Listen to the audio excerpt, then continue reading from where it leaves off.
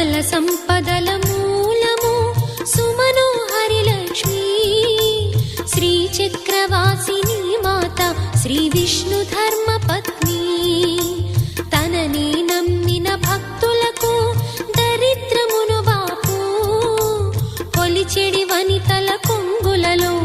బంగారము నింపు అష్టలక్ష్ముల రూపున అవతారం దాల్చినది కష్టములను తొలగించగా భూమిలో వెలసినది లక్ష్మీదేవి కథా శ్రీ లక్ష్మీదేవి కథా లక్ష్మీదేవి కథా శ్రీ లక్ష్మీదేవి కథా।